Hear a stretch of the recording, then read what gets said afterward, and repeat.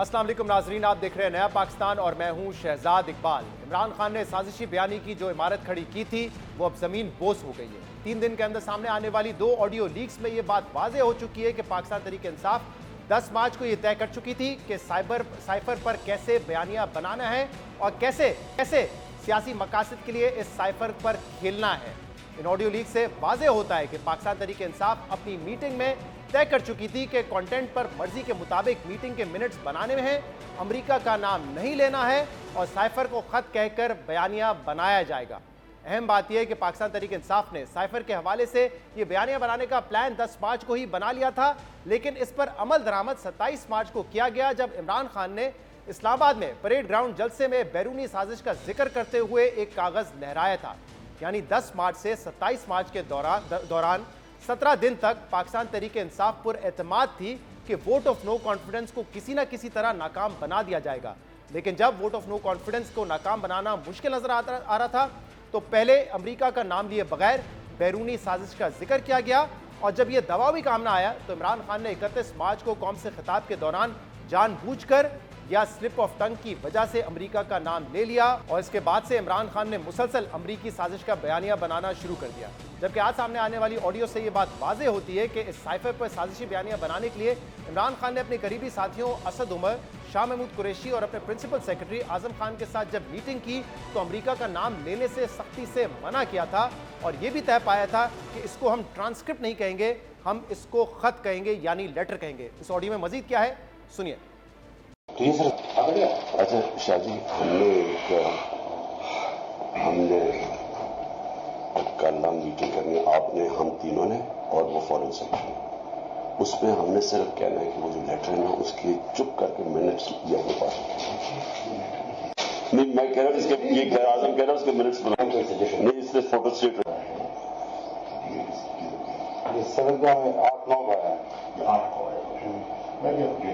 लेकिन मीटिंग 7 को होगी। हमने तो अमेरिकन का नाम लेना ही नहीं है किसी सूरत में हम लिखे।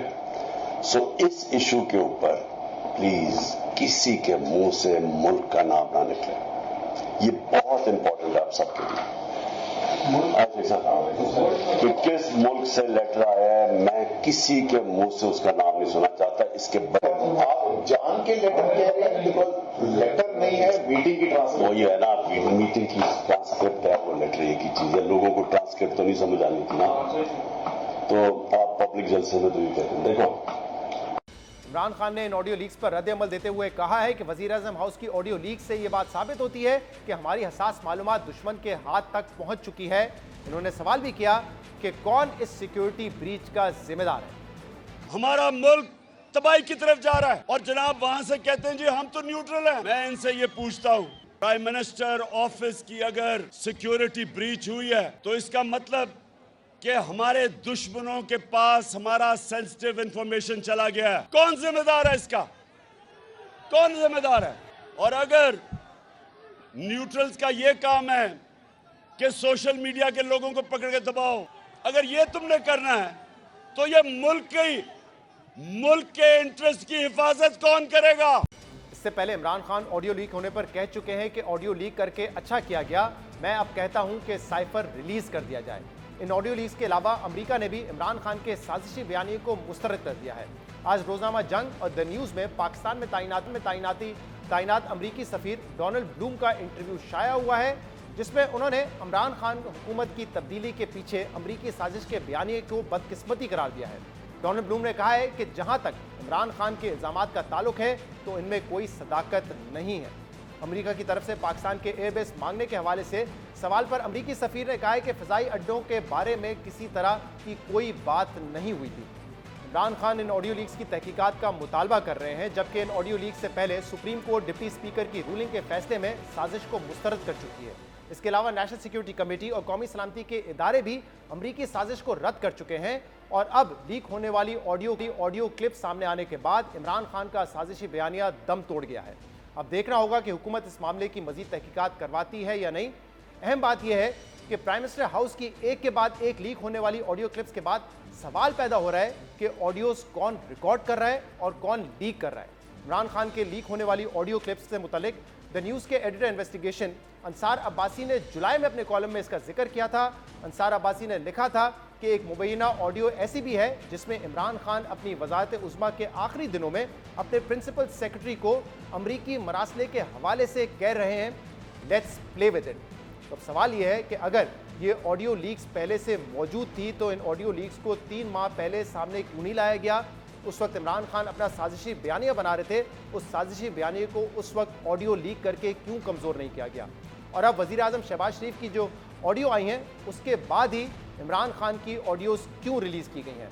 क्या ये महज इत्तेफाक है कि मौजूदा वज़ीर आज़म शहबाज शरीफ की ऑडियो लीक हुई और इसके फौरी बाद साबिक वज़ीर आज़म इमरान खान की ऑडियो लीक्स हो गई, या ये एक मौका था कि जैसे ही वज़ीर आज़म शहबाज शरीफ की वज़ीर आज़म हाउस की ऑडियो लीक हुई इसके बाद इमरान खान की अमरीकी साजिश की प्लानिंग की ऑडियो भी लीक हो गई, या फिर शहबाज शरीफ की ऑडियो लीक ही इसीलिए की गई थी कि इमरान खान की वज़ीर आज़म हाउस में अमरीकी साजिश के हवाले से ऑडियो लीक करने की राह हमवार की जाए।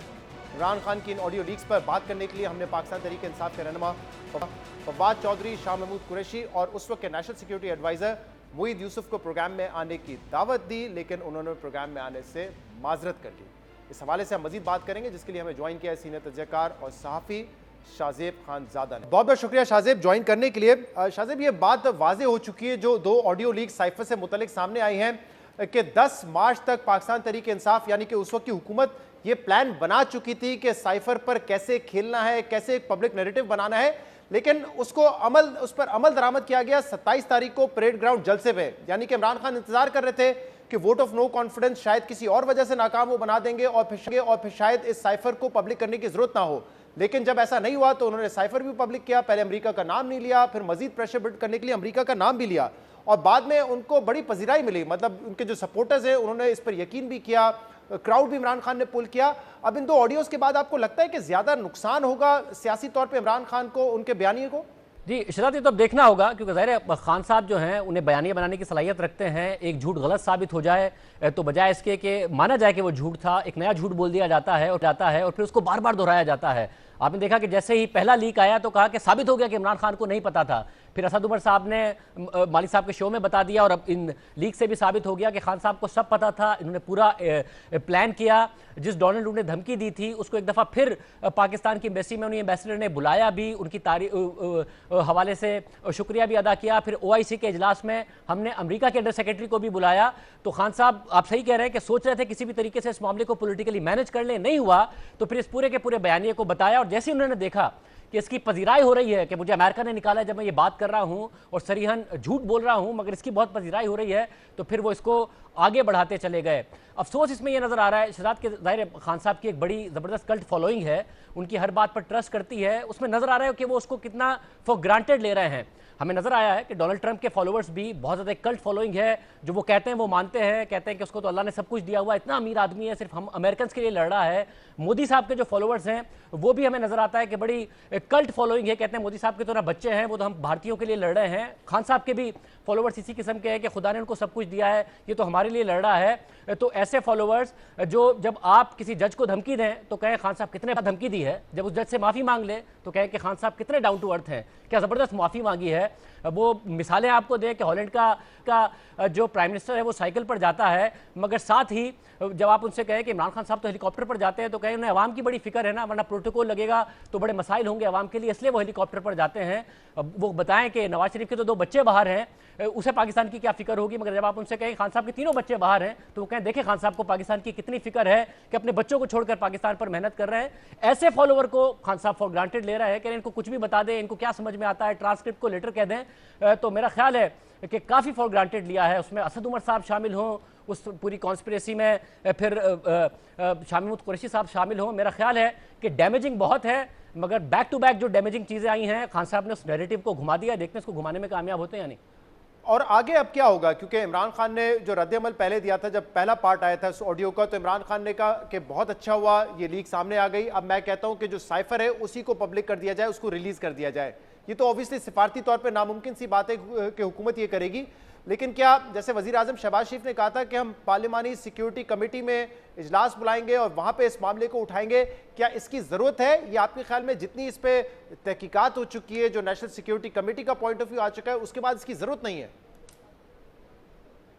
नहीं शहजाद, कुछ ना कुछ तयन होने की तो जरूरत है। देखिए, एक बयानिया बनाया गया और एक लीडर ने बनाया। एक तो इस बात की इन्वेस्टिगेशन की बिल्कुल जरूरत है कि जी ये लीक कैसे हुई है, वजीर आजम की उस वक्त की भी और इस वक्त के वजीर आजम की भी। ये एजेंसियों का फेलियर है और इसको इन्वेस्टिगेट होना चाहिए। मगर ये बात भी इन्वेस्टिगेट होना चाहिए कि एक मुल्क के वजीर आजम ने एक झूठा बयानिया बनाया, अपनी सियासत को चमकाने के लिए बनाया, उसमें मुल्क की खारजा पॉलिसी को कॉम्प्रोमाइज किया, फिर उसको हक और बातिल की जंग बनाया, अपनी बात को जिहाद कहा अल्लाह आखिरत में पूछेगा। मुल्क की जो दूसरी जमातें थी उन्हें गद्दार भी कहा, उन्हें मुशरिक भी कहा, फिर साथ में जो मुल्क की अस्करी क़यादत है उन्हें मीर जाफर कहा, मीर सादिक कहा, हैंडलर्स कहा, और इसके अलावा मीडिया को बिकाऊ कहा इन्होंने भी पैसे पकड़े हुए हैं। एक नफरत का बयानिया बनाया और वो नफरत हमें नजर आई है उनके वोटर सपोर्टर में, जो आपको नजर आता है कि कितनी इंटॉलरेंस उन्होंने सोसाइटी में फैलाई खान साहब ने। तो मुल्क की मईशत, मुल्क की खारजा पॉलिसी खान साहब ने जो कॉम्प्रोमाइज की है, इस सबकी इन्वेस्टिगेशन तो होनी चाहिए। फोरम क्या होगा, जाहिर ये हुकूमत तय कर सकती है कि क्या फोरम हो सकता है, मगर इस मामले को छोड़ा नहीं जा सकता, ना तो लीक के मामले को, ना ही खान साहब ने किस तरीके से सारे मामले को इस्तेमाल करके जो मुल्क को नुकसान पहुंचाया उस मामले को। सही, तो आपके ख्याल में इस मामले को ऐसे छोड़े नहीं जा सकते? टाइमिंग के हवाले से आप बात करें, बड़ी इंपॉर्टेंट है, क्योंकि जुलाई में अंसार अब्बासी साहब जो कि द न्यूज़ के इन्वेस्टिगेटिव हेड है, उन्होंने खबर दी थी, अपने कॉलम में इस बात का जिक्र किया था कि ऐसी एक ऑडियो एग्जिस्ट करती है। जुलाई में ये ऑडियो आ जाती है तो इमरान खान साहब जो बयानिया बना रहे थे उसको पहले कमजोर करने का एक मौका मिल जाता, लेकिन ऐसा हुआ नहीं। आपको क्या लगता है कि इस वक्त इस ऑडियो को लाने का क्या मकसद हो सकता है, क्या वजह हो सकती है? क्योंकि 3 दिन पहले ही इस ऑडियो का जो पार्ट 1 आया था, उससे 2-3 दिन पहले शहबाज शरीफ साहब की ऑडियो आई थी और वो भी प्राइम मिनिस्टर हाउस की थी। तो टाइमिंग को कैसे देखते हैं आप? देखिए, टाइमिंग तो अहम है शहजाद, या बिल्कुल दुरुस्त कह रहे हैं कि इस ऑडियो के चर्चे थे। हम पहले भी जब बात होती थी तो इस पर बात किया करते थे कि जिस ऑडियो की खबरें गर्दिश कर रही हैं, अंसार अब्बासी साहब ने भी ये लिखा, तो ये इस वक्त आना, पहले शहबाज शरीफ साहब की अचानक ऑडियो आ जाना, जबकि चर्चा यही था कि खान साहब की ऑडियो आ सकती है, खान साहब की वीडियो आ सकती है। और आपको याद होगा खान साहब अपने इंटरव्यूज में जो मुमकिन कोई भी ऑडियो आए और वीडियो आए उसको कवर भी करना शुरू हो गए थे। हमने श्री मजारी साहिबा की तरफ से भी देखा, ऐसी बातें हो रही थी। इमरान खान साहब अपने इंटरव्यूज में कह रहे थे, डीप फेक की बातें कर रहे थे कि मुझे बदनाम करने के लिए, मेरा इमेज खराब करने के लिए ऐसी चीजें हो सकती हैं। मगर चीज अचानक आ गई शहबाज शरीफ साहब की, और उस पर हमने देखा कि इमरान खान साहब ने बयानिया बनाना शुरू कर दिया। उस वक्त उन्होंने नहीं कहा, ये आज जरूर कहा उन्होंने कि वजीर आजम की कैसे ऑडियो जो है वो लीक हो रही है और एजेंसी से और न्यूट्रल से सवाल किया है, उस वक्त नहीं कहा। उस वक्त उन्होंने बयानिया बनाना शुरू कर दिया। अब जब अपनी आई है तो फिर वो जरूर इस इन्वेस्टिगेशन का और इन तमाम चीजों का मुतालबा करें। तो टाइमिंग है कि किसी एक ही के पास था ये सब कुछ, जो शहबाज शरीफ साहब की भी लीक हुई और खान साहब की भी लीक हुई, या कुछ अलग अलग था कि पहले जब शहबाज शरीफ साहब की हो गई तो मौका मिला और बदले में ये हो गया। इन तमाम चीज़ों की ज़ाहिर इन्वेस्टिगेशन तो होनी चाहिए। आप दुरुस्त कह रहे हैं, टाइमिंग तो अहम है। और शाहजेब, अगर पूरा इस वक्त सियासी मंजरनामे का जायजा ले तो हमें पता है कि पिछले 6 महीने में बहुत कुछ बदल चुका है, और इस तरह की ऑडियो लीक्स उस वक्त होती हैं आपको जब नुकसान ज़्यादा हो और आपके रियासत से, रियासती इदारों से ताल्लुकात ख़राब हो, और दूसरी तरफ जब आपके रियासत और रियासती ताल्लुकात मजबूत होने लगते हैं, बेहतर होने लगते हैं, तो वो केसेस जिनको बड़ा कानूनी तौर पे कमज़ोर देखा जाता है उसमें आपको रिलीफ नहीं मिल रहा होता, लेकिन ताल्लुकात बेहतर होने के बाद वहाँ से भी आपको रिलीफ मिलना शुरू हो जाता है। तो ये दोनों तरफ हम देख रहे हैं। आपको लगता है कि जो मरियम नवाज साहबा ने भी एक मौके पर कहा था कि सब कुछ अंडू करना पड़ेगा, चीज़ें रिवर्स करनी पड़ेंगी, फैसले रिवर्स होने पड़ेंगे, तो आपको लगता है कि साइड चेंज हो चुकी हैं और अब ये सारा मामला जो है वो उसको रिवर्स करने की तरफ, उसको अंडू करने की तरफ कोशिशें जारी हैं?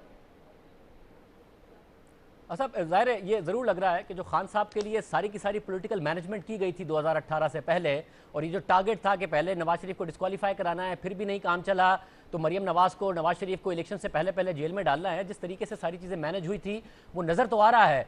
मगर हमें साथ में भी नज़र आ रहा है, जिस तरफ आप इशारा कर रहे हैं, कि इस मुल्क में अगर बकौल आपके ही, बकौल नून लीग के ही उन्हें इंसाफ चाहिए, तो दोनों में से एक चीज़ तो आपको करनी पड़ती है।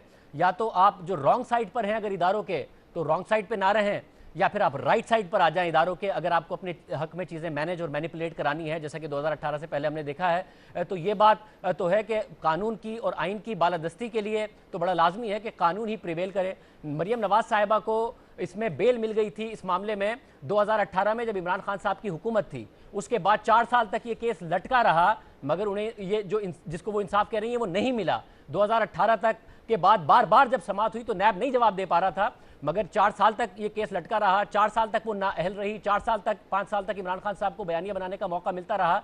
मगर अब जाके अगर उनकी बरियत होती है उस मामले में, जिसके मेरिट पर 2018 में इस्लामाबाद हाई कोर्ट के चीफ जस्टिस अतर मिन अल्लाह ने उस वक्त सवाल उठा दिए थे कि इस बादियों नज़र में इस केस में हमें नकाइस नज़र आ रहे हैं और मुश्किल है कि ये सजाएं जो हैं वो स्टैंड कर पाएंगी जब अपील की समाअत होगी। उसके बावजूद 4 साल लग जाना, इस बात पर सवाल उठाता है कि इस मुल्क में आईन और कानून की बालादस्ती खुद ही हो जाती है या फिर आपको रॉन्ग साइड से हटना पड़ता है या राइट साइड पर आना पड़ता है? बहुत बहुत शुक्रिया। शाहजेब खानजादा हमारे साथ मौजूद थे। प्रोग्राम में शामिल करेंगे ब्रेक, इसके बाद हम मजीद बात करेंगे। हमारे साथ रहिएगा।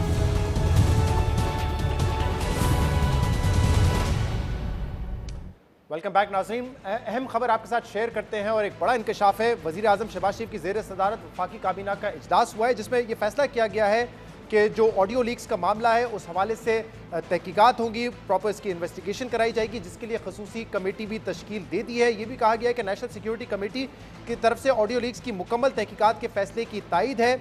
ऑडियो ने साबिक हुकूमत और वज़ीर आज़म इमरान खान नियाजी की मुजरमाना साजिश बेनकाब कर दी है। एक सिफारती साइफर को मनगढ़ंत मायने देकर सियासी मफादात की खातिर कौमी मफादात का कत्ल किया गया है, ये काबीना में फैसला हुआ है। लेकिन जो बड़ा इंकशाफ काबीना के इजलास में हुआ है उसके मुताबिक सिफारती साइफर की कॉपी जो वज़ीर आज़म के रिकॉर्ड में थी वो गायब हो चुकी है रिकॉर्ड से। साबिक वज़ीर आज़म को भिजवाए गए साइफर की वज़ीर आज़म हाउस में वसूली का रिकॉर्ड तो मौजूद है, लेकिन उसकी जो कॉपी थी, साइफर की जो कॉपी थी, वो वहाँ से गायब है। और ये भी साथ में बताया गया है, आज काबीना इजलास में डिस्कस हुआ है कि सिफारती साइफर को फ्रॉड, जालसाजी, फैब्रिकेशन के बाद चोरी कर लिया गया है। साइफर की चोरी आइन, हल्फ, कवानीन और बिलखसूस ऑफिशियल सीक्रेट एक्ट की संगीन खिलाफ वर्जी है। ये रियासत के खिलाफ नाकाबिले माफ़ी जुर्म का इर्तिकाब है। वफाकी काबीना यानी कि ये अहम इंकशाफ हुआ है कि जो इंदराज है रिकॉर्ड का वो तो मौजूद है, लेकिन जो कॉपी है साइफर की वो गायब हो चुकी है। इस बात का इंकशाफ काबीना के इजलास में आज हुआ है। इस पर हम मजीद बात करेंगे। हमारे नुमाइंदे याज अकबर यूसुफ सही इस वक्त हमारे साथ मौजूद है। बहुत अहम खबर है काबीना का जो इजलास हुआ है वज़ीर आज़म शहबाज शरीफ की ज़ेर सदारत, उसमें यह तो कहा गया है कि जो ऑडियो लीक्स है उनकी तहकीकात करेंगे।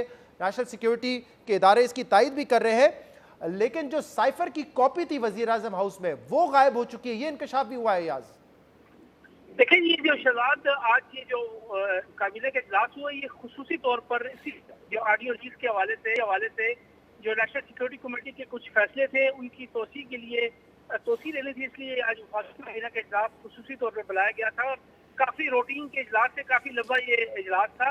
इसमें सबसे अलार्मिंग बात है, बाकी तो चीजें आपने बता दी है, जिस साइफर के हवाले से बात हो रही है, ये जिस मरासले की बात हो रही है, मुबैना तौर पर साजिश थी और ये तमाम मामला एक बयानिया सामने आया, उस साइफर की कॉपी के हवाले से बताया जा रहा है कि वज़ीर आज़म ऑफिस से उसका रिकॉर्ड ही गायब हो चुका है। और वफाकी काबीना में ये इंकशाफ हुआ है कि साबिक वज़ीर आज़म को भिजवाए जाने वाले साइफर की वज़ीर आज़म हाउस से वसूली का रिकॉर्ड का इंदराज तो मौजूद है, लेकिन इसकी कॉपी रिकॉर्ड मौजूद नहीं है। और काबीना इजलास ने इसमें इसकी तशवीश का इजहार किया कि ये रिकॉर्ड गया कहाँ, क्योंकि बता रहे हैं कि मौजूदा हुकूमत ने साबका हुकूमत पर यह इल्जाम लगाया कि इसकी कॉपी चोरी करने का इल्जाम भी उन पर लगाया गया है। और ये भी कहा गया है कि ये डिप्लोमेटिक साइफर के रिकॉर्ड से चोरी जो है ये संगीन मामला है, इसको टेम्पर भी किया गया है। इसके अलावा मजीद भी जो है वो संगीन इल्जाम इन पर लगाए गए हैं। इसके हवाले से बाकी जो मामलात है वो तो ऑडियो लीक के हवाले से तहकीकात होंगी और जो कमेटी बनाएगी वो तो आपने बता ही दिया। लेकिन ये एक बड़ी इंपॉर्टेंट बात है कि उसका जो, क्योंकि जो भी डाक आती है वज़ीर आज़म हाउस में उसकी बाकायदा एंट्री और आउट दो जो डाक आ रही है उसका भी रिकॉर्ड है, बाकायदा तौर पर रिकॉर्ड रजिस्टर में मौजूद होता है। जो डाक वज़ीर आज़म हाउस से जाती है उसका भी रिकॉर्ड होता है। लेकिन इस वक्त जो साइफर के हवाले से रिकॉर्ड चेक किया गया है उसमें उसकी वसूली का रिकॉर्ड तो मौजूद है, लेकिन जो उसकी फाइल होती है वज़ीर आज़म की रिकॉर्ड की उसमें ये साइफर मौजूद नहीं है। याज इसको क्लियर कर दीजिएगा, ये हम बात कर रहे हैं वज़ीर आज़म हाउस के रिकॉर्ड के हवाले से कि वहां से ये साइफर मरासला जो है उसकी कॉपी गायब हो गई, यानी कि अगर फॉरेन सेक्रेटरी को भेजा गया था तो फॉरेन ऑफिस में कॉपी मौजूद होगी। लेकिन यहाँ पे जो इजलास में काबीना के इजलास में ये बेसिकली इल्ज़ाम लग रहा है कि इमरान खान साहब और उनकी जब हुकूमत थी तो उन्होंने साइफर में फ्रॉड किया, जालसाजी की, फैब्रिकेशन की और इसके बाद वो मरासला जो है पीएम हाउस के रिकॉर्ड से गायब कर दिया गया है। देखिए शहजाद, आपने अगर देखा हो तो जो मुबैना ऑडियो आई है उसमें मिनट्स, मीटिंग्स और इसके अलावा उसके ऊपर ये लिख देंगे, उसको फैब्रिकेट कर देंगे, कुछ इस किस्म की ऑडियो सामने आई हैं, अगर आपने सुनी भी होंगी। तो ये मुबैना तौर पर हमारे जराये से बात हुई है, उनका ये कहना है कि ये जो सारे मिनट्स और मीटिंग को फैब्रिकेट करना और उस मरासले की लैंग्वेज को चेंज करना, ये तमाम उस फाइल का हिस्सा था। इसीलिए इस मरासले की कॉपी को गायब किया गया है ताकि वज़ीर आज़म हाउस अंदर जो इस मरासले पर कार्रवाई की गई है वो कार्रवाई जो है वो सामने ना आ सके। लिहाजा इस मौजूदा हुकूमत ने साबिक़ा हुकूमत पर इल्जाम लगाया कि जाने से पहले उन्होंने ये तमाम रिकॉर्ड वहाँ से गायब किया है, ताकि अगर कोई नई हुकूमत इससे कोई तहकीकात करे तो उनको किसी किस्म का सबूत यहाँ पर ना मिले। बहुत बहुत शुक्रिया याज अकबर यूसुफजई हमारे साथ। अहम मामला है, लेकिन इसकी कॉपी अगर फॉरेन ऑफिस में मौजूद है तो उससे भी ये इन्वेस्टिगेशन, ये तफ्तीश हो सकती है कि किस हद तक रद्दोबदल किया गया है। जो फैब्रिकेशन का इल्ज़ाम है, जो कि मुबैयर तौर पर ऑडियो में सुना जा सकता है कि मिनट्स को अपनी मर्जी से उस पर एनालिसिस कर लिया गया है, वो सब उससे सामने आ सकता है। प्रोग्राम में शामिल करते हैं ब्रेक, इसके बाद मजीद बात करेंगे। हमारे साथ रहिएगा। Welcome back. 5 साल की कानूनी जंग के बाद नून लीग की नायब सदर मरियम नवाज को कल इस्लामाबाद हाई कोर्ट से बड़ा रिलीफ मिल गया है। इस्लामाबाद हाई कोर्ट ने एवनफील्ड केस में अपने मुख्तसर फैसले में मरियम नवाज को नवाज शरीफ की मुआवनत के इल्जाम से बरी कर दिया है, जिसके बाद मरियम नवाज की 7 साल की सजा खत्म हो गई है और वो अगला इलेक्शन लड़ने के लिए भी अहल हो गई हैं। और ऐसा लग रहा है कि 2016 में पनामा पेपर्स स्कैंडल सामने आने के बाद साबिक वजीर आजम नवाज शरीफ और उनके अहले खाना के खिलाफ जो केसेस बने और जिन केसेस में सजाएं हुई, वो केसेस अब अनडू हो रहे हैं। मरियम नवाज और नून लीग के दीगर रहनुमाओं के खिलाफ बनाए गए नैब केसेस से ये हकीकत भी वाज़ेह होती है कि केस चाहे जितना भी कमज़ोर हो, रिलीफ उसी वक्त मिलता है जब रियासत से आपके मामलात बेहतर हों, रियासत आपके खिलाफ हो और इदारों से ताल्लुकात में तनाव हो तो एहतसाब का शिकंजा भी सख्त हो जाता है और ताल्लुकात बहाल हो जाए तो सियासी और कानूनी रिलीफ मिलना शुरू हो जाता है, जैसे अब हो रहा है। और इसी तरह अगर कोई केस बनाने के पीछे नीयत एहतसाब ना हो बल्कि मुखालफिन को सियासी इंतकाम का निशाना बनाना हो तो मजबूत केस भी मंतकी अंजाम तक नहीं पहुंचता। और बदकिस्मती से पाकिस्तान में करप्शन केसेस के साथ माजी में भी यही होता आया है।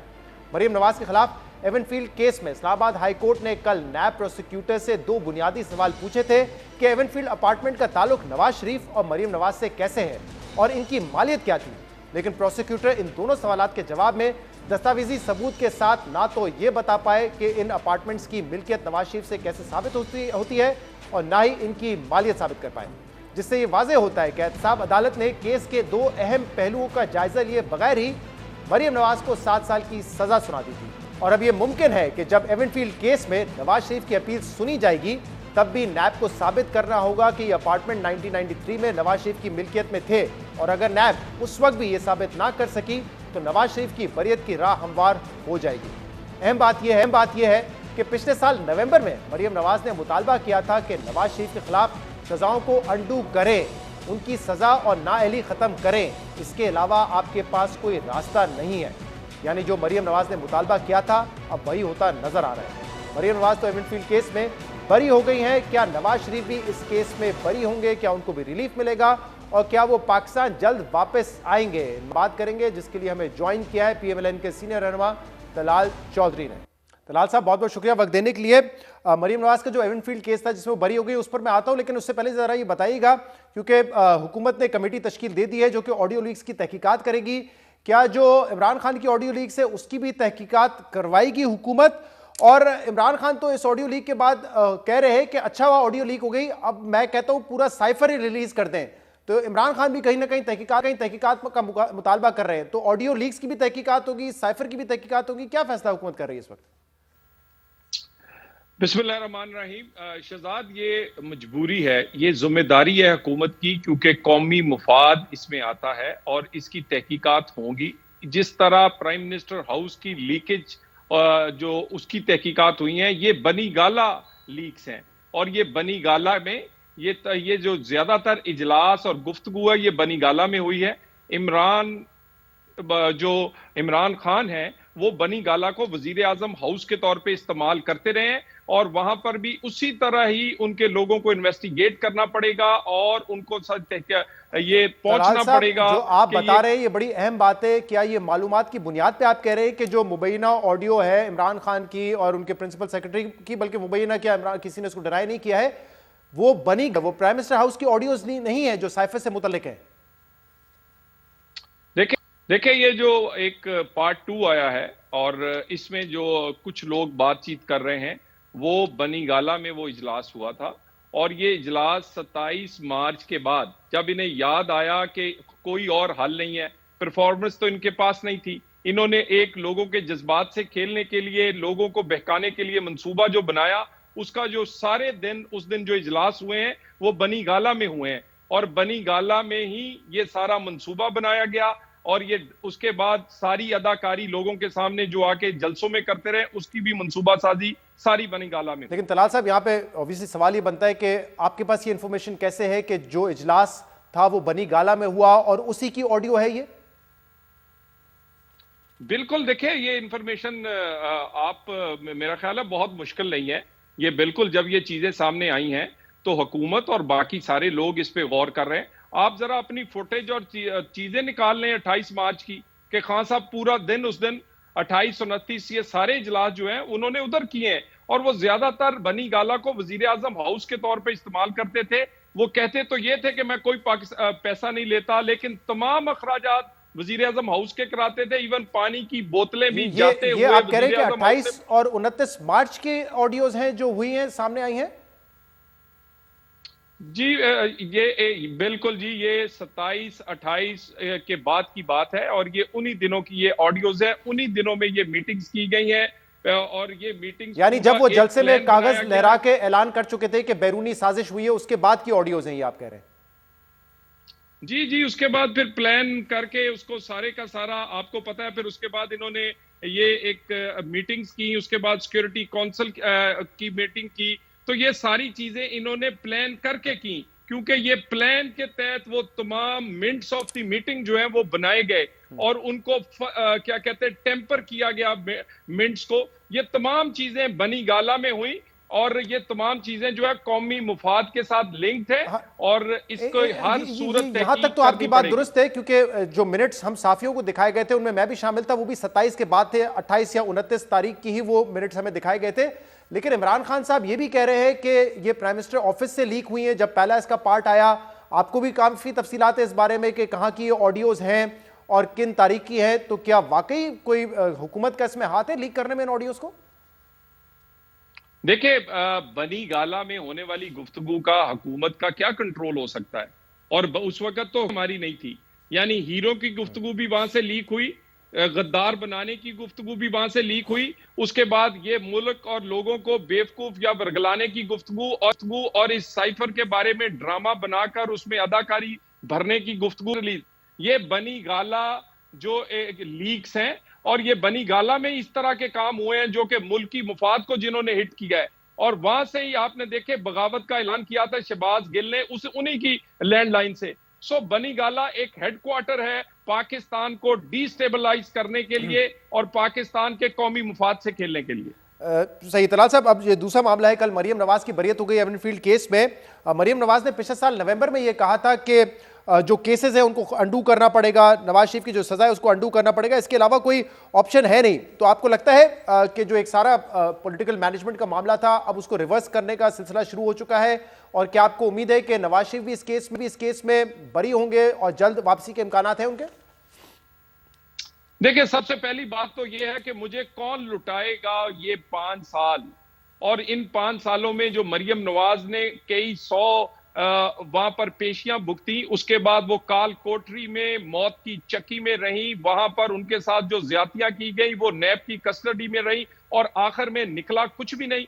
और उसके साथ साथ मुझे ये बताइए कि चले मरियम नवाज, मियां नवाज शरीफ, नून लीग अपने गुनाह माफ कर भी दे जो उनके साथ जुल्म हुआ है, ये कौन कैसे हम माफ कर सकते हैं कि वो पाकिस्तान को पॉलिटिकली डिस्टेबलाइज किया गया इस ड्रामे के साथ, उसी वजह से पाकिस्तान की इकोनॉमी हिली, उसी वजह से गरीब की रोटी गई। यानी वो डॉलर जो 100 का था आज 225 रुपए का है, वो आटा जो 32 का था वो 100 का है, वो चीनी जो 52 रुपए की थी वो 120 की है, वो घी जो 140 का था आज 540 का है। ये सब कुछ क्यों हुआ? क्योंकि पाकिस्तान पॉलिटिकली डिस्टेबलाइज हुआ साकिब निसार और एन कंपनी के फैसलों के, और वो डिस्टेबलाइज ऐसा हुआ कि आज तक संभल नहीं रहा। तो ये तलाल साहब, इसका जिम्मेदार कौन है? क्योंकि जब इमरान खान हुकूमत में नहीं थे उस वक्त नवाज शरीफ और मरियम नवाज साहबा पर केस चला था और सजा भी इलेक्शन से पहले हुई थी, तो कौन जिम्मेदार है फिर इसका? देखिए, इसके बेनिफिशियरी जो है वो इमरान खान है, और इसके एक करैक्टर इसका साकिब निसार है, और इस तरह के बाकी जो करैक्टर, देखिए उन्होंने खेला किससे है? पाकिस्तान के साथ, गरीब की रोटी के साथ, पाकिस्तान की इकोनॉमी के साथ, और उसके बाद आज के दिन तक पाकिस्तान स्टेबल नहीं हो सका। पाकिस्तान के डिफॉल्ट तक बात आ गई। तो ये सब कुछ करने से नवाज शरीफ का नुकसान नहीं हुआ, वो तो सुरखरू हुआ है, वो तो अल्लाह की मेहरबानी से उसकी इज्जत बढ़ी है। मरियम नवाज लीडर बन के उभरी है। हाँ वो काल कोठरियों में रही, हाँ वो मौत की चक्कियों में रही, हाँ उसके साथ जुल्म हुआ, वो भी किसी की बहन और बेटी थी, मगर जुल्म पाकिस्तान के साथ लेकिन हुआ, तलाल साहब पाकिस्तान के यहाँ पे एक लोगों के साथ हुआ। इंपॉर्टेंट मामला ये भी है कि ये जो कानूनी केस है इसमें नैब से जब ये पूछा गया कि आप साबित करें कि 1993 से ये अपार्टमेंट जो है नवाज शरीफ की मिल्कियत है, तभी मरियम नवाज से लिंक स्टैब्लिश होगा, और इनकी मालियत भी साबित करें, जो दस्तावेजी सबूत के साथ नहीं पेश कर सका नैब। लेकिन इसमें एक दूसरा मामला भी है और वो ये है कि नवाज शरीफ 3 दफा वजीर आजम रहे, इस मुल्क के पब्लिक ऑफिस होल्डर रहे हैं।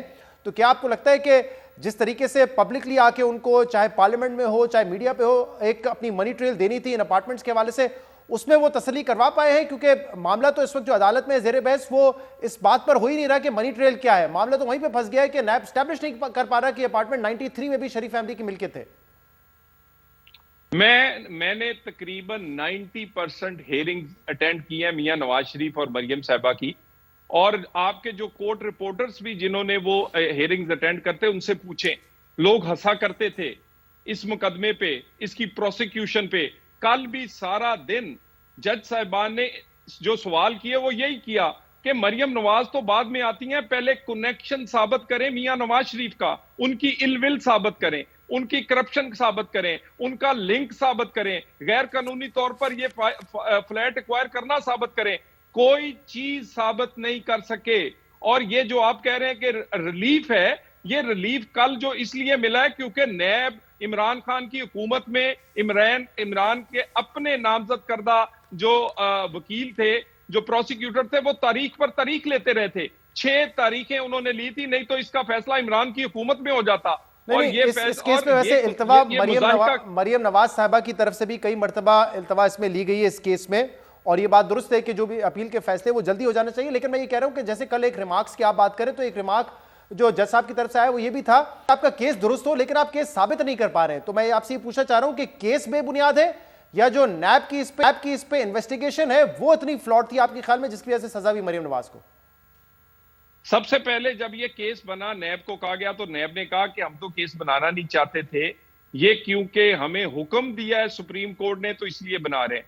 और उसके बाद ये केस बना एक जेआईटी जो कि व्हाट्सएप जेआईटी थी, फिर इसके ऊपर एक जज लगाया गया जो कि पाकिस्तान की तारीख में पहली दफा जज लगे, यानी सुप्रीम कोर्ट का जज, वो जो ओवरसाइट करता था। उसके बावजूद जब फैसला हुआ तो उसमें इतने फ्लॉज थे कि हाई कोर्ट में आके उसको उड़कर रह गया। और मैं आपको बताऊं कल भी सारा दिन सुरखरू, और कल अगर आप कोई सुन लेते तो मरियम नवाज तो बाद में आती है, मियां नवाज शरीफ कल बेगुनाह साबित हुए हैं, कोई लिंकेज साबित नहीं हुआ क्योंकि ये पॉलिटिकली मोटिवेटेड थे। ये सिर्फ नून लीग को इक़्तिदार से अलहदा करने के लिए और पाकिस्तान में माहौल पैदा करके इमरान खान को लाने के लिए तलाल साहब अब माहौल आपके ख्याल में बदल रहा है? एहसन इकबाल साहब के ऊपर केस था, उसमें वो बरी हो गए, मरियम नवाज साहब बरी हो गई है, इसहाक डार साहब वापस आ गए, उनको अरेस्ट भी नहीं किया गया, उनको जो है कोर्ट ने इजाजत दी कि वो पाकिस्तान आए और अपने मुकदमे का सामना करें। तो अब माहौल बदल गया है, और माहौल बदलने के साथ साथ क्या मियां साहब की तबीयत भी बेहतर हो रही है और वो जल्द पाकिस्तान वापस आएंगे? देखिए, अब माहौल क्यों बदला है? क्योंकि जिस लाडले को लेकर आए थे वो परफॉर्म नहीं कर सका, उसने पाकिस्तान का तिया पांजा कर दिया है। ना गरीब की रोटी बची है, ना पाकिस्तान की इज्जत बची है, पाकिस्तान डिफॉल्ट तक जा पहुंचा है। ये दिन देखने पड़े हैं। और उसके बाद माहौल जो है वो हमारी जिद्दोजहद से बदला है, हमारी कोशिश से बदला है, हमारी तहरीक से बदला है। और अदारे जो है वो अपने दायरे कार के अंदर चले गए हैं। अदारों को हमने मजबूर किया है कि वो अपने दायरों के अंदर चले जाएं। और उसके बाद इसीलिए आज फैसले जो हैं वो किसी दबाव के बगैर हो रहे हैं। आज सरीना के लिफाफे में या किसी जज को वीडियो दिखाकर फैसले नहीं हो रहे, आज दबाव के बगैर हो रहे हैं। सो इन अदारों को अपने दायरे कार में लाने के लिए हमने जिद्दोजहद की, उसके लिए बहुत कुछ पे किया, बहुत शुक्रिया। तलाल चौधरी साथ मौजूद थे। आज के प्रोग्राम में इतना ही। शो से इजाजत दीजिए। अल्लाह हाफिज।